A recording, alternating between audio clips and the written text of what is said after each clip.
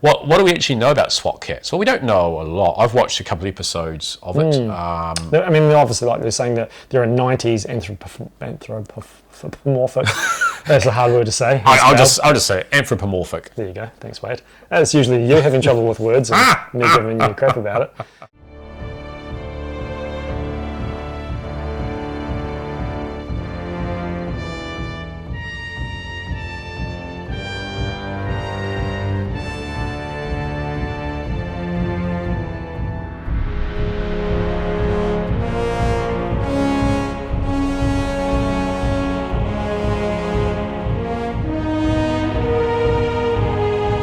And welcome back to Two Barbarians YouTube channel. I'm Wade. And I'm Lee. And today we're going to be talking a bit about a recent pickup of Lee's, of which I'm very jealous about. It's SWAT Kats. Now, I am jealous. He's got all 4 of his SWAT Kats figures complete, all in one go, for a very low amount. So, yeah, big kudos to Craig Byrne, who helped Lee out with that. He did. He's probably kicking himself. He didn't buy them himself, but he did message me and just say these look like something you'd be into, and yeah, and that's what good friends do, right? Yeah, that's exactly. What real friends he's awesome. He's always looking out for us and looking out for me and you as well. But he just he did honestly just thought of me when he saw them. Yeah. So and it was they were just so cheap, and I would have paid a little bit more, but I was happy that the seller accepted my bid. And then I didn't really know a lot about them. I didn't actually know that they were 100% complete. I didn't know that this is the whole line, you know, because I mean, how many toy lines just have 4 figures? And I knew of SWAT Kats, but I didn't know much about them. I just knew they're hard to find and they're quite expensive. Yeah, same. And we don't see them, right? No, we don't see them. So. And I'm a big fan of anthropomorphic animal cartoons. You know, I'm a massive Asagi Yojimbo fan, big Ninja Turtles fan, etc. Yeah. So, and I love these, but I'm happy I get to see them and play with them on these shelves. Yeah. So, and that's the cool part.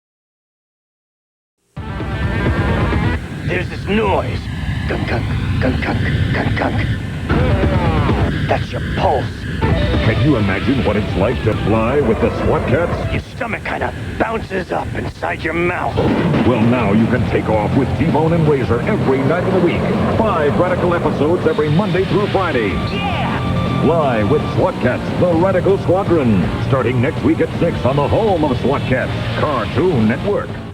You know, but the big fad in the 90s, right? Like I said, Street Sharks, even Muscle Mutts. Yeah, Extreme Dinosaurs. Extreme Dinosaurs. Yeah. So. And you can see why this cartoon would have got lost in the quagmire of other 90s cartoons. You know, Gargoyles, highly rated cartoon, toy line. A little bit darker, right? Darker, kids' cartoons are getting darker thanks to Batman the Animated Series. And then X-Men as well. X-Men, yeah. So, and being, what's the word, like canonical?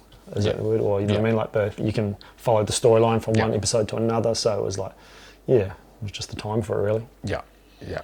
And I guess, strangely, the toy line was Remco. And in 1994, I didn't know Remco was still making toys then, right? No. And maybe this killed them. And the animation was by Hanna-Barbera, which you don't think of much these days. You think of the past. You think Flintstones, you think Huckleberry Hound. Tom and Jerry, yeah. Hong Kong Phooey.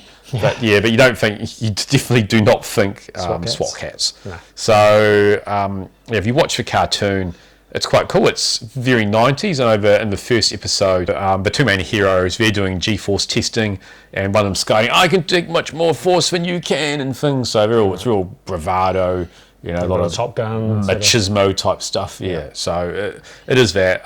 In the first episode I watched, the villain was called the Past Master. The Past Master. So basically a sorcerer from ages ago. Right. Does stuff with time. I haven't watched all 26 episodes. I've seen a couple. That's enough to like it, but just finding time to watch this sort of stuff now. Right. That's cool though. Like a lot of the stuff is on YouTube, for people to watch. Isn't it like there's like a big sort of experimental airplane that's kind of like one of the main things of the show as well, right? Like that's what they fly. Have they stolen one or they've commandeered it and they use it? Because they're ultra figures. They're like they're like garbage men essentially, right? Their alternalities are garbage men, which is hilarious because in our last video we talked about the battle ram being somewhere where garbage men can sit in the back and right? Yeah. So and you just mentioned Hong Kong Philly. He was a janitor. Yeah, he was a janitor. So maybe they've got things about that. Anyone as a kid that is. Is it Scatman Crothers? Yeah, Scatman Crothers. Anyone in there? Yeah. Oh, I don't know that one, but he's also voiced Jazz, one of my favourite Transformers. Yeah, out of the 4 figures, they made 2 of the the 2 main characters of SWAT Kats, and they made 2 villains, right?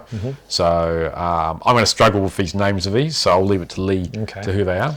Well, this guy here is Razor. Yeah. And we got T-Bone and Dr. Viper. That's a cool name, yeah. Yeah, it's quite a cool figure. And then Dark Cat.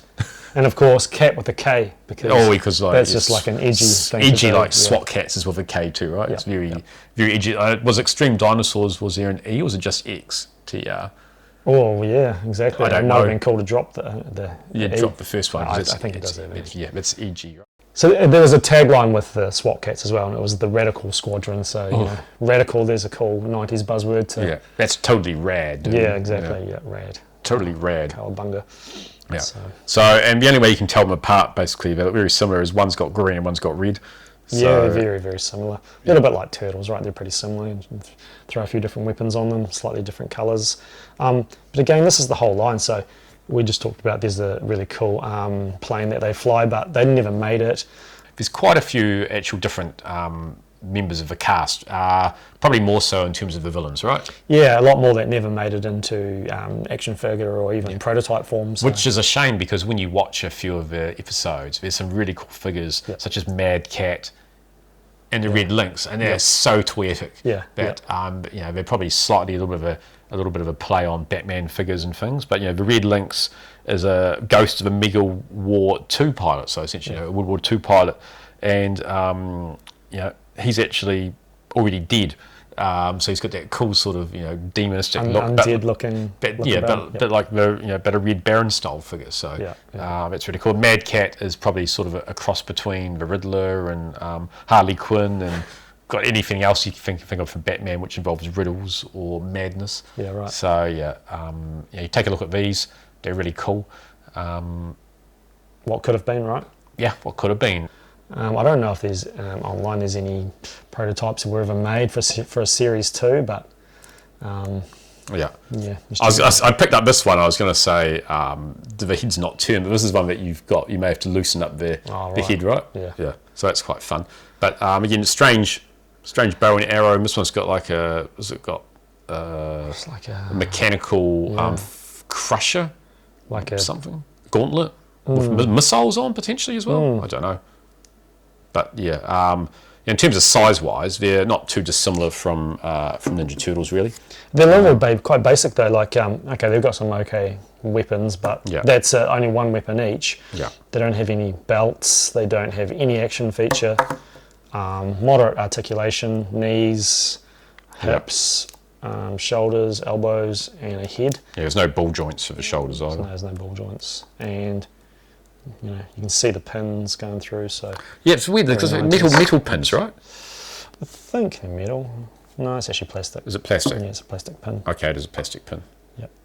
Just shiny. But at least they don't have screw holes in their back, right? I'm looking at you, Toy Biz. Yeah, and also not Bionic 6, which have metal screws. Well, they get away with it because they're metal die cast anyway. Yeah. So in terms of the 2 villains, we have Dark Cat. Removable cloak and hood. It's quite cool. Strangely, he's got more sort of bat ears than he's got sort of cat ears almost. Well, he's one of those cats that have the big ears. I don't know, is it a sphinx or something? And interestingly, is he part bionic? I don't actually know what his backstory is. Dark Cat, yeah. He looks a bit cyborgish. He does. And you compare him with what the actual original card sculpting was for him. When you look at the card back, he's actually there's different paint on it, and the ears, strangely, it doesn't show him with his hood on, but the ears are a lot flatter too, right? They're longer and they're flatter. Yeah. So made a running change at some point before they went into production. Yeah. And also with our friend Dr. Viper, it's probably more. They had more paint on the card back as well. So probably this is probably what you think of in terms of your Playmates figure, where they've got lots of nice sculpting, but then they haven't painted any of it to really bring out the details. Yeah, they've picked and choose where they've been allocating that paint. I guess they've got to keep it within budget. So still a pretty impressive looking figure. In fact, I would say he's probably, him and Dark Cat are probably the ones most people want. You'd think so, right? Yeah. They are. And these things do actually fetch a pretty price now on the secondary market, eh? So yeah, I know I'm really like $100 or something like that for like that, if they're in good condition with your accessories. So each. Yeah, right. And I mean, who's going to pay that and track them down? Like, you'd have to have remembered the cartoon and have some kind of. I wouldn't have, but I'm really happy to keep them. Yeah, and in terms of size-wise, we've got a variety of other 90s toys that came out. For example, we've got a Goliath. Yep. We've got a Raphael as a magician. We've got a Playmates Dick Tracy figure. What's and then we've got. Who's that one? Oh, you put me under pressure now. Come back to it. It's not prune face. It's not the brow. You're pushing me on that one. And then we have a nice Conan the Adventurer here, and such a variety of sizes, right? You've got these massive Conan figures. You've got these small Dick Tracy figures. Then you've got the Kenner Gargoyles figures, which are somewhere a size in between the two, and standard TMNT. So they sort of fit that sort of more TMT size. They definitely do. Yeah.